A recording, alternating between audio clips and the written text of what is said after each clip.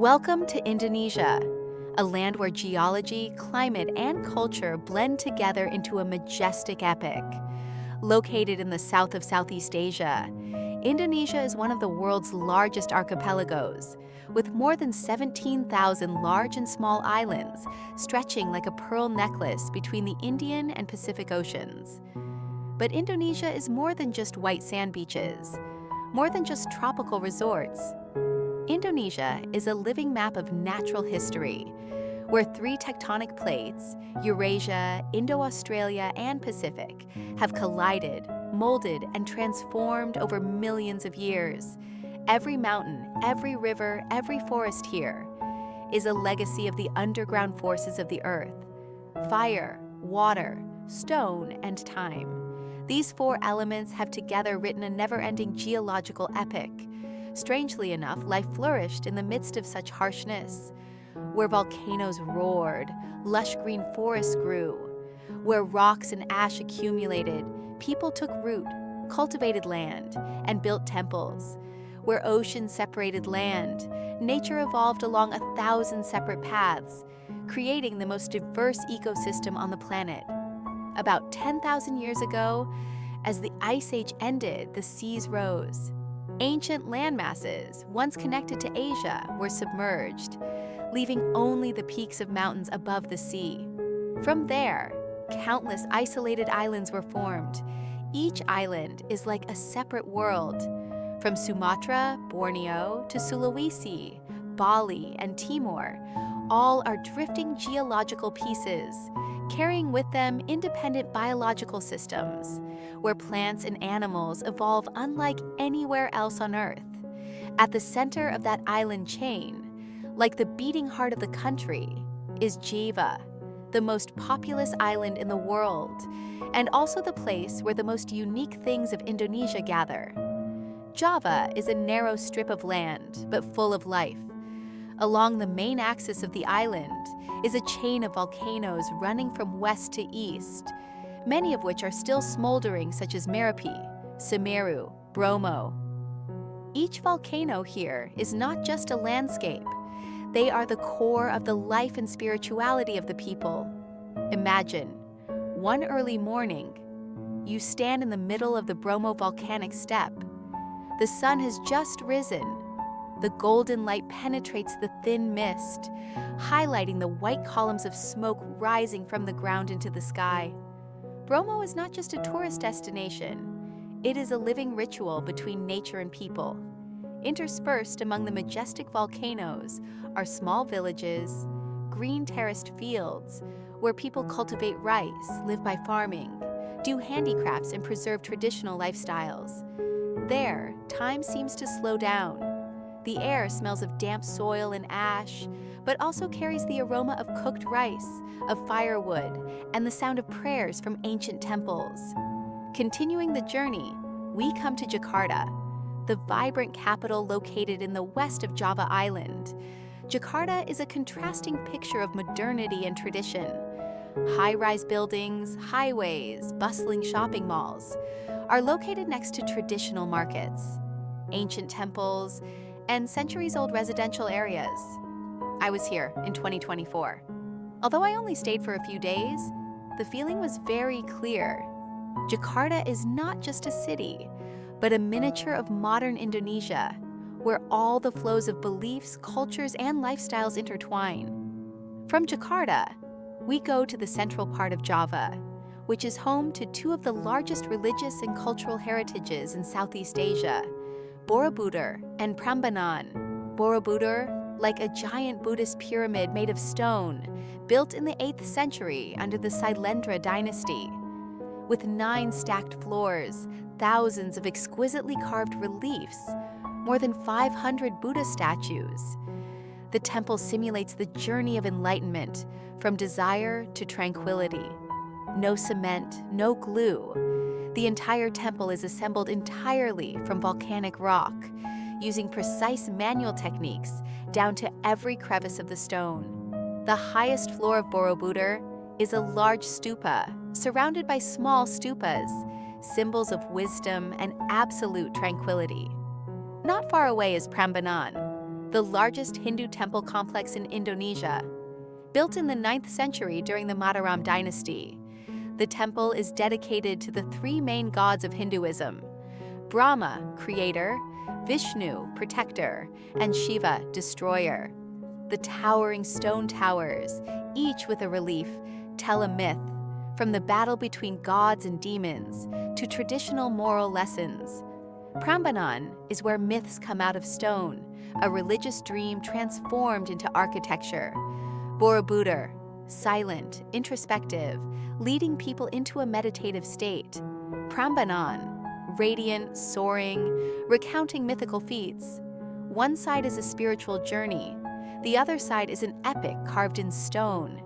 Two opposing souls, but coexisting on one island, are like two sides of the same glorious civilization. And between the volcanoes, ancient temples, terraced fields, and modern cities, Java still has many pristine forests, deep in national parks. They are the last remaining home to the Javan leopard, the Javan rhinoceros, and many rare birds. They are silent witnesses to millions of years of evolution, where nature is still fighting every day to not be forgotten. Indonesia is not a place you just visit. It is a land where every time you step into it, you will have to stop, take a deep breath, and ask yourself, am I standing in the present, or is the past reliving? Deep in the Ujung Kulon jungle, on the western tip of Java, lies a creature the world has all but forgotten: the Javan rhino, not the majestic long-horned rhino you see on television. This is a smaller, quieter creature, and far rarer than any other rhino species on Earth. They once roamed Southeast Asia, from the jungles of Vietnam to Burma and Thailand. But now, they are found in just one place, the Ujung Kulon forest. There are an estimated 70 of them left, and none of them live in captivity. They are the last of their kind in the wild, living exactly as their ancestors did for thousands of years. The Javan rhino has just one small horn, about 20 to 25 centimeters long, usually hidden under a thick dark gray-brown wrinkled armor-like skin. Not flashy, not big, not outstanding, but extremely special. They live alone, often hiding by streams, in lowland areas with lots of forest canopy. Extremely shy, easily startled, and almost never actively let people see them. Their diet is very simple: young leaves, fallen fruit, a few vines, things that grow abundantly in the forest. But they choose to eat seasonally, regionally, according to a cycle that their instincts have preserved for centuries. Unlike large mammals that can reproduce every year, each female Javan rhino only gives birth to one calf after 15 to 16 months of pregnancy. And after giving birth, she will spend 2 to 3 years raising her child. No mating, no more children. That is on average.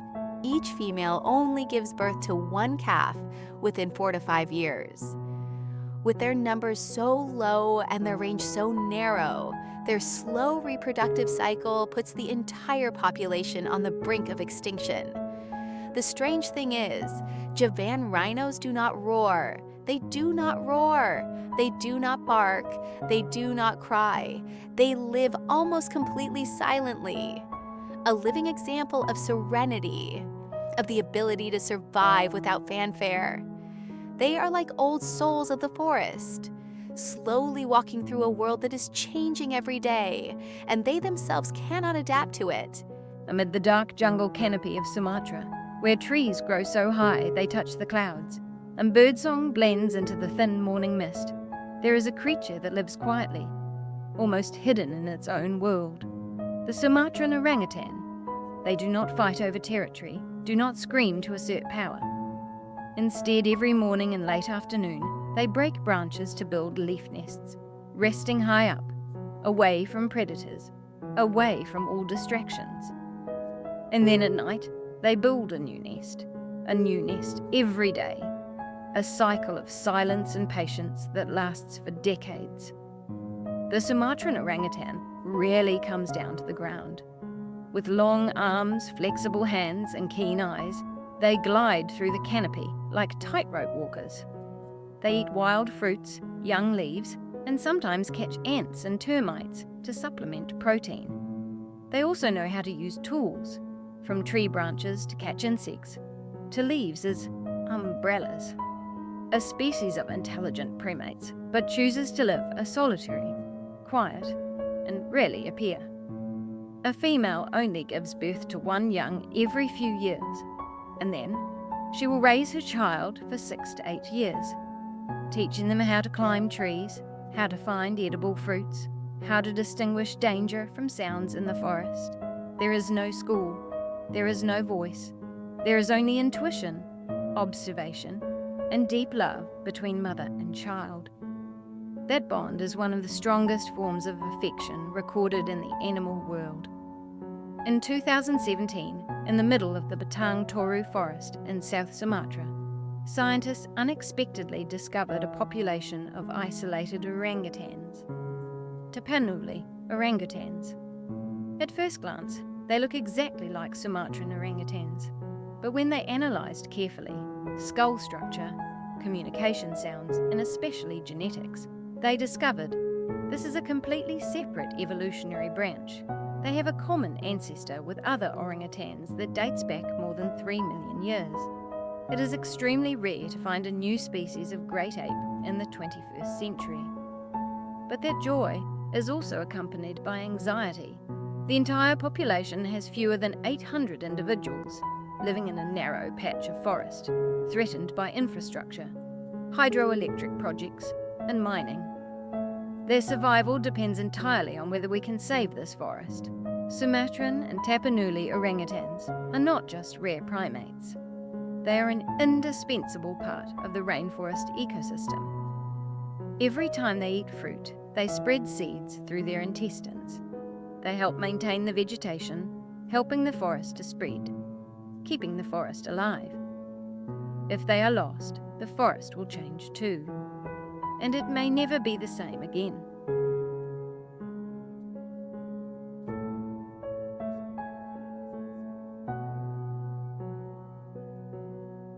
In the early 20th century, amid the harsh voyages of the Dutch in the colonial East Indies, sailors were passing along a strange tale. They told of a remote island where giant creatures crawled on the ground like legendary dragons. No one believed them. They thought it was just drunken talk from a port tavern, or, at best, monitor lizards exaggerated 100-fold. That voyage forever changed the way the world viewed wildlife. In 1912, the first Komodo dragon was brought back to Europe. Naturalist Peter Auvens officially announced the discovery and named it Varanus komodoensis, giant Komodo lizard. Since then, the Komodo dragon has become a symbol, not only of Indonesia, but also a living proof that nature still has mysteries that no one has discovered. Today, Komodo dragons still live naturally on several small islands in Indonesia, such as Komodo, Rinca, and Flores. They are the largest reptiles still living on Earth. Adults can be up to 3 meters long and weigh nearly 80 kilograms.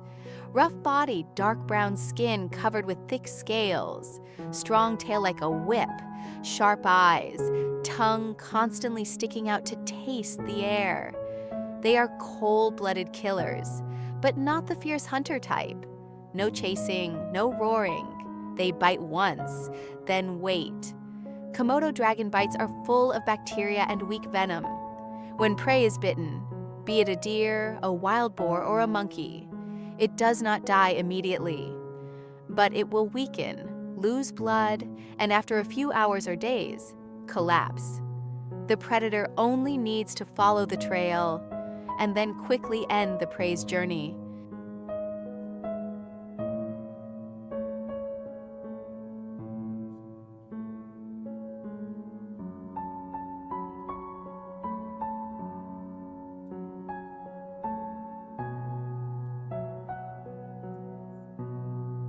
Bird of paradise, a super real dance in the clouds of Papua. If you have ever wondered if nature could create a creature that is both mythical and real, the answer lies here. Papua, the land of clouds, rocks, and the dance of birds of paradise. New Guinea, the last untouched land located in eastern Indonesia, the island of New Guinea, or New Guinea, is one of the few places on the planet that has retained its wild form almost intact. This land is divided into two large provinces, Papua and West Papua, stretching from tropical beaches along the equator to mountain ranges over 4,000 meters high, where white clouds wrap around the rocky peaks all year round.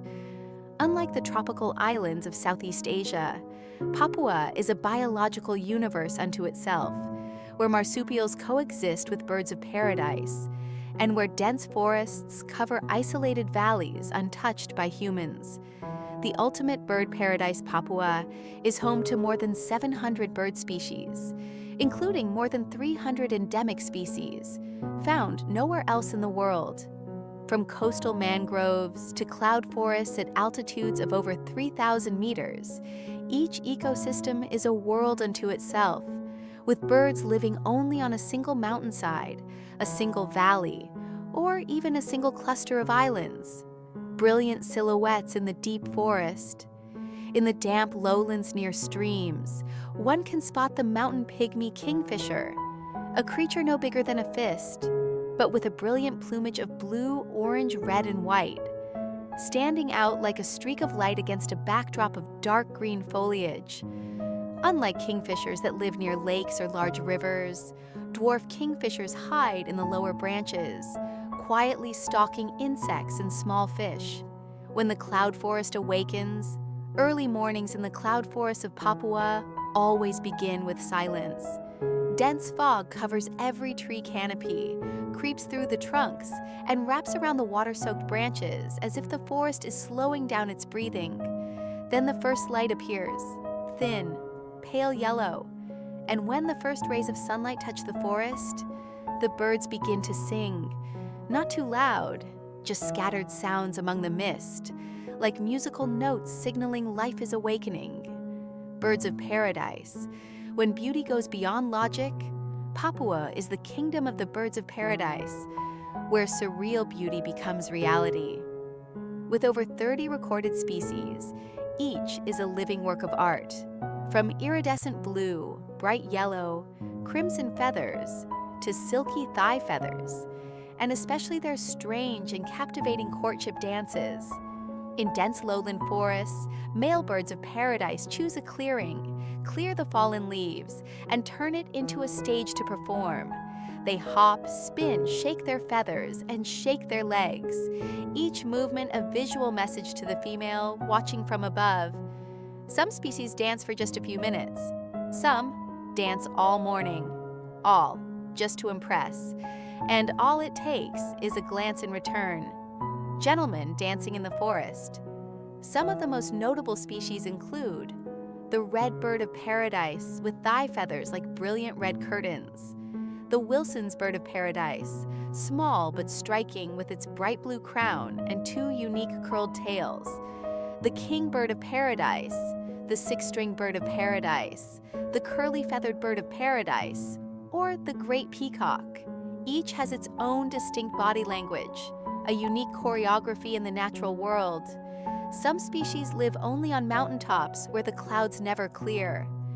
Others are found only on isolated islands, where humans must trek for weeks through dense jungle to reach them.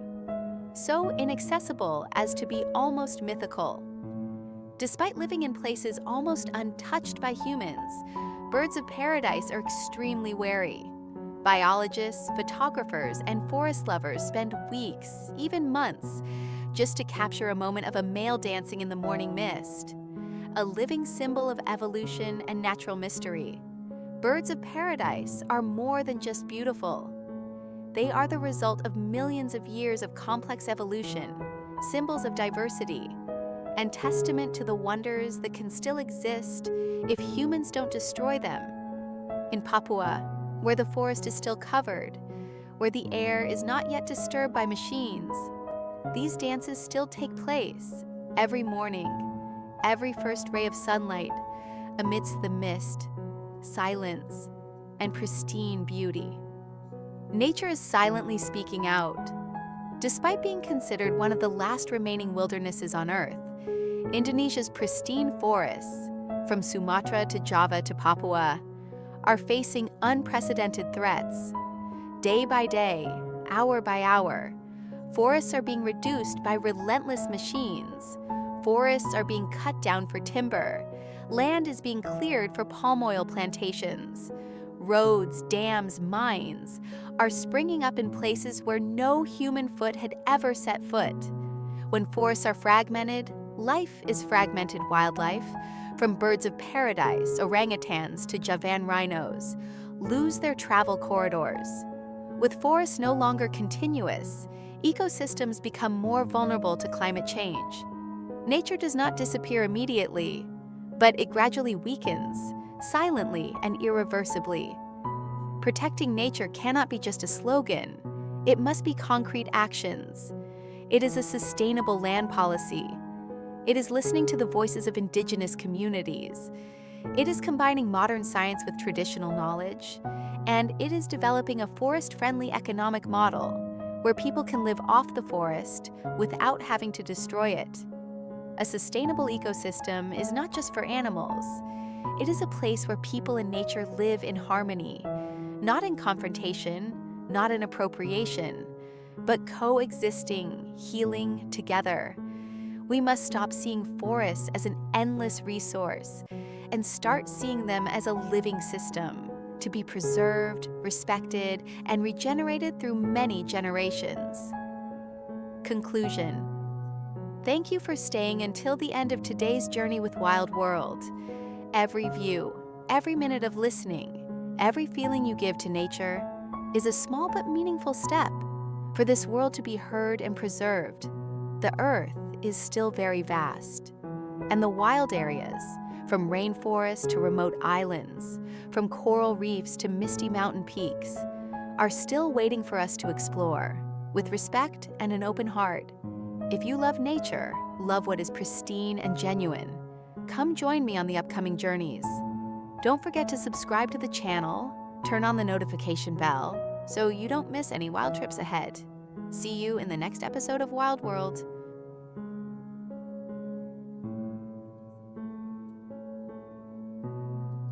If you thought leopards lived only in Africa, picture this.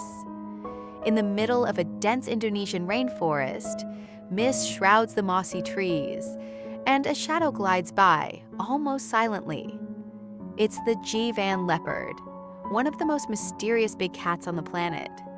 They don't roar. They don't stalk in the sunlight.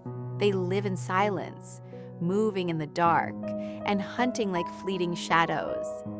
The leopard is found only on the island of Java, and sadly, its refuge is now reduced to a few small patches of forest, such as Gunung Halimun Salak and Meru Betiri, the last sanctuaries still undisturbed by the lone predator. How many are left? Probably fewer than 300. We don't know for sure. Not because we don't want to know, but because they're so good at staying undetected. They move at night and hide during the day. Although cameras are placed throughout the forest, conservationists sometimes have to wait for months to capture images of Java leopards.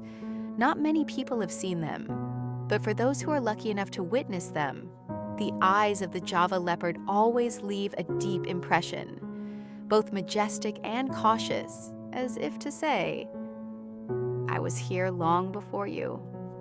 And perhaps I will disappear before you realize it. Raja Ampat. Underwater paradise, leaving the deep green jungles of Sumatra, we head east to Raja Ampat, one of the most pristine and magical remaining seas in Indonesia. Located in the western province of Papua, Raja Ampat is a vast archipelago of thousands of large and small limestone islands, surrounded by clear blue waters and living coral reefs stretching right to the shore. The richest biological world on the planet. Science calls this the sea, with the highest biodiversity in the world. More than 500 species of coral, thousands of species of reef fish, and many rare marine creatures such as giant stingrays, sea turtles, reef sharks, and even unnamed species. With just a simple set of diving goggles, you can see a vibrant universe right under the water. Whale shark, gentle giant. In deeper waters, when the ocean currents carry abundant plankton, you will sometimes see a giant black shadow gliding under the water. That is the whale shark, the largest fish in the world.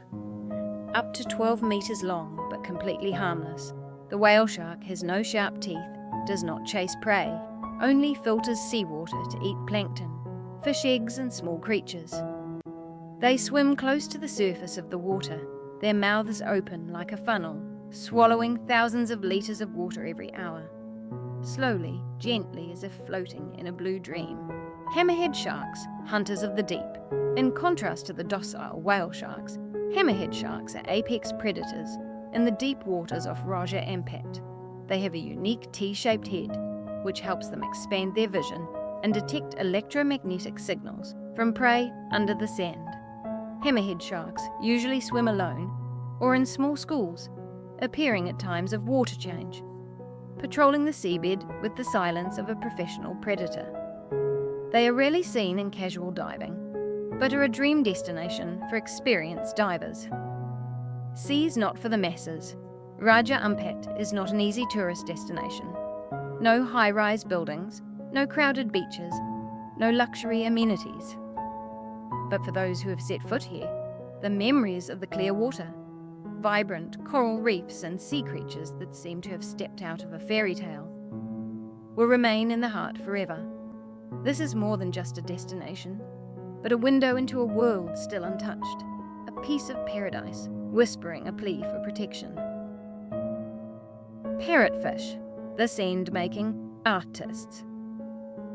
While clownfish are small and secretive, parrotfish are noisy and colourful. They have beak-shaped teeth that allow them to bite straight into hard corals in search of algae and microorganisms. When they are done eating, they spit out limestone fragments, that is, sand. A large parrotfish can create up to 100 kilograms of sand a year, helping to shape the region's pristine white beaches. Among the colourful coral clusters, if you look closely, you will see clownfish, with small bodies of bright orange, interspersed with clear white stripes. They live attached to the sea anemone, a soft but poisonous creature, like a protective curtain. Clownfish are not harmed by the anemone thanks to the special layer of mucus on their skin, and in return they help clean up intruders, keeping the anemone clean. It is a magical symbiotic relationship, where each species lives for the other, exists thanks to the other. But there is one thing that few people know. They never leave their anemone cluster. Clownfish are very territorial. Each group has only one breeding pair, the largest female and the second largest male. What is special is that all clownfish are born male. If the female dies, the largest male will switch sexes to take over the reproductive role, a biological strategy that is extremely rare in nature.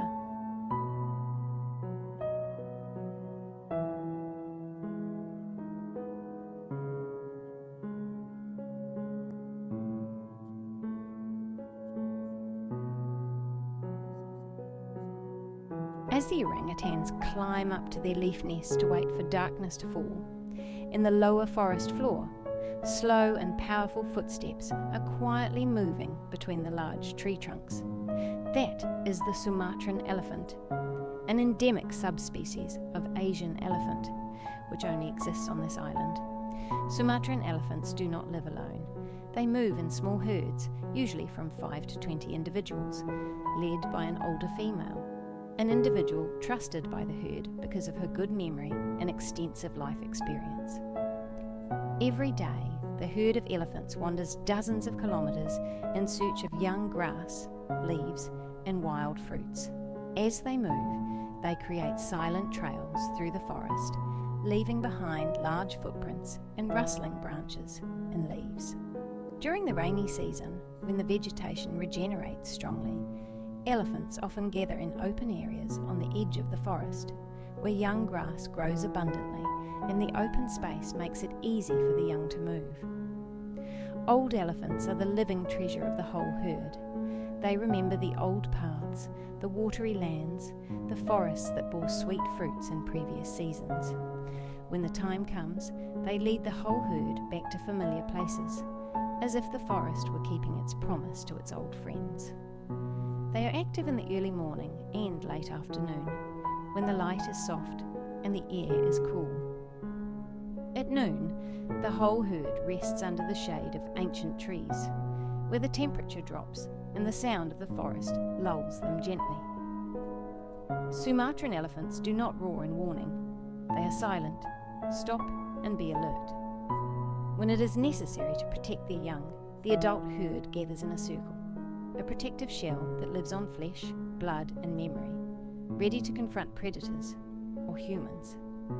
Today, Sumatran elephants are found only in scattered patches of forest on the island. Large, undisturbed forests are the last places where these giants can live, move, and reproduce.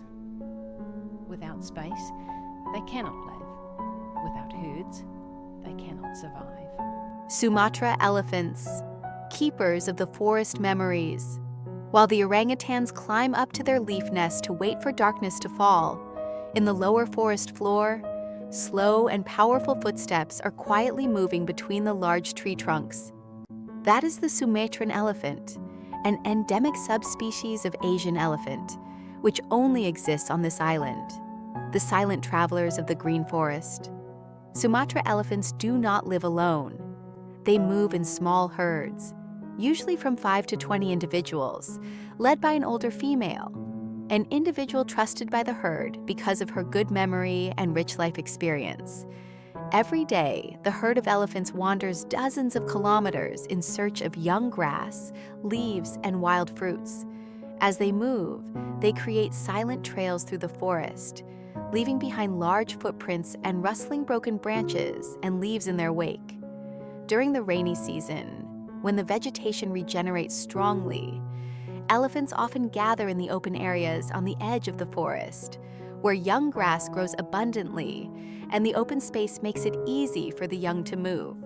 Memory, the most valuable asset of the elephant herd. Old elephants are the living treasure of the whole herd. They remember the old roads, the watery lands, the forests that bore sweet fruits in previous seasons. When scheduled, they lead the whole herd back to familiar places, as if the forest were keeping its promise to its old friends. They are active in the early morning and late afternoon, when the light is soft and the air is cool. At noon, the whole herd rests under the shade of ancient trees, where the temperature drops and the sounds of the forest lull them gently. When danger approaches, Sumatra elephants do not roar in warning. They are silent, stop, and be alert.